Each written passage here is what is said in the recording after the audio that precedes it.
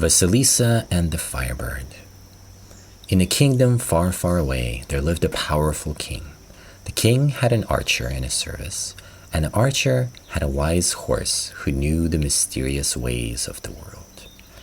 One day, the archer rode his horse out into the woods for a hunt. He turned off the road onto a path. Off the path into an animal trail.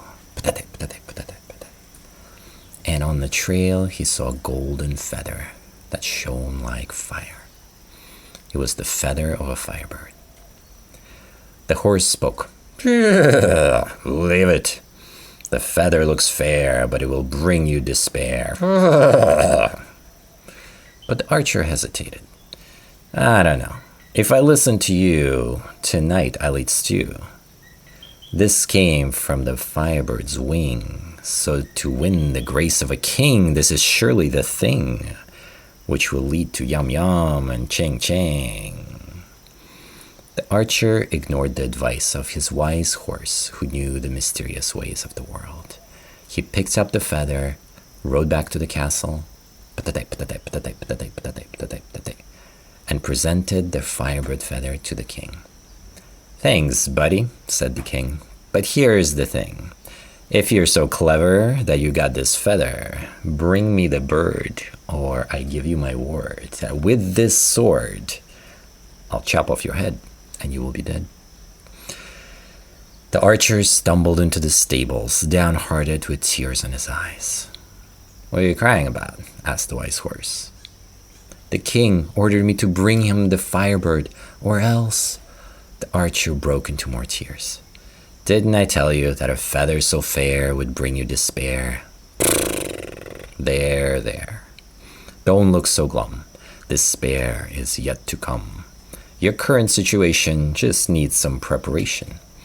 Ask the king to have 100 bags of wheat thrown over the fields at night. The archer did as the wise horse asked, and so did the king. At dawn the following day, the archer rode out into the fields, let his horse roam, and hid behind a tree. Suddenly, the forest came alive, and waves rose upon the sea as the firebird flew down to eat. While it was pecking at the wheat kernels, the wise horse stepped on its wing and trapped the firebird. The archer jumped out from behind a tree, ran up to the bird, and tied it up with ropes. Then he sat on his horse and rode out to the castle.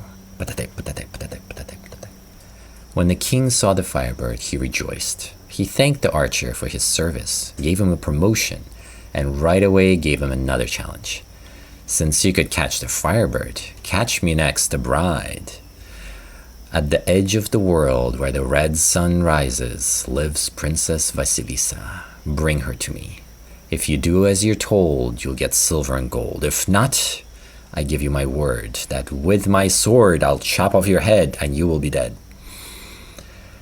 The archer stumbled into the stables with bitter tears in his eyes. What are you crying about? Asked the wise horse. The king ordered me to bring him Princess Vasilisa, or else. The archer broke into more tears. Didn't I tell you that a feather so fair would bring you despair? There. Don't look so glum. Despair is yet to come. Your current situation just needs some preparation. Ask the king to bring you a tent with a golden spire and prepare fancy food and drink for the road. The king gave everything the archer asked for: fancy food, exotic wines, and a tent with a golden spire. In the morning, the archer rode his trusty horse to the edge of the world. When he arrived to the place where the sun rises out of the blue ocean, upon the water he saw Princess Vasilisa rowing her silver boat with a golden oar. The archer let the horse roam the green fields and nibble on the fresh grass while he set up the tent with the golden spire, laid out a spread of fancy foods and exotic wines, and situated himself inside, awaiting Princess Vasilisa. When she saw the golden spire, Vasilisa rowed to shore, stepped out of her boat, and admired the bounty laid out in front of her. "Greetings, Princess Vasilisa," the archer said. "Please come in and enjoy the food and drink." Vasilisa entered the tent, and the two began to eat, drink, and have a great time. Eventually, the exotic wine got to her head, and she fell into a deep sleep. Immediately, the archer called his horse and packed up the tent with the golden spire. Carrying sleeping Vasilisa, the archer rode back to the castle as fast as he could, like an arrow shot from a bow.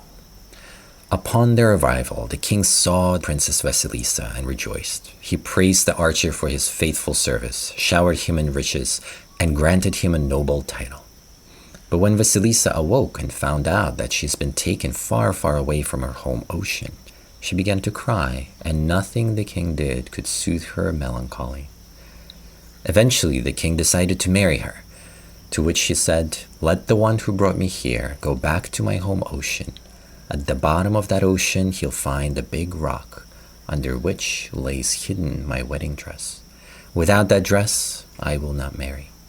The king immediately sent for the archer. "Quickly, go to the end of the world where the red sun rises above the ocean. At the bottom of that ocean, under a great rock, there lays hidden Vasilisa's wedding dress.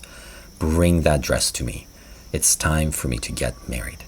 If you succeed in this chore, you'll get more than before. If not, I give you my word that with my sword I'll chop off your head and you will be dead." The archer stumbled into the stables with hopeless tears in his eyes. "What are you crying about?" asked the wise horse. "The king ordered me to bring Princess Vasilisa's dress from the bottom of the ocean, or else..." The archer broke into more tears. "Didn't I tell you that a feather so fair would bring you despair? There. Don't look so glum. Despair is yet to come. Your current situation just needs a conversation. Hop on and we'll ride to the edge of the world." When they arrived to the ocean at the edge of the world, the horse saw a giant crab crawling on the sand and stepped on its neck with its heavy hoof. The crab pleaded, "Don't kill me, I'll do anything you ask." The horse said, "In the middle of the ocean there is a rock. Under that rock lies Princess Vasilisa's dress. Bring it to me." The giant crab called out into the ocean, and countless crabs, big and small, crawled out. The giant crab charged them with the task, and soon from beneath the great rock at the bottom of the ocean, they brought out Princess Vasilisa's wedding dress. The archer returned to the king with the dress, but Princess Vasilisa was relentless. "I won't marry you," she told the king, "until you command the archer to take a bath in boiling water." The king ordered for a great iron cauldron to be filled to the top and for a fire to be built beneath it. Soon the water came to a boil and everything was ready. The king's men held the archer, ready to throw him in. The archer despaired. "Why did I take the firebird's feather? Why didn't I listen to my wise horse?" Aloud he said, "My king, before I die, could I say goodbye to my horse?" "All right," the king said, "go say your goodbyes." The archer stumbled into the stables with tears in his eyes. "What are you crying about?" asked the wise horse. "The king ordered to throw me into boiling water." There, don't despair. Your current situation just needs an incantation, said the horse, and whispered a protection upon the archer. Go into the boiling water and don't fear a thing. When the archer returned from the stables, the king's men grabbed him and threw him into the boiling cauldron. He took one dip, then another, but the boiling water caused him no harm. When he jumped out of the cauldron, people gasped, for he turned into the most handsome man anyone had ever seen. The king saw the miraculous transformation and wanted to become as good-looking as the archer, so he jumped into the cauldron and died in his foolishness, boiled alive. When the king was buried, the archer was chosen as the next king. He married Vasilisa, and they lived together, long and happy in love and harmony.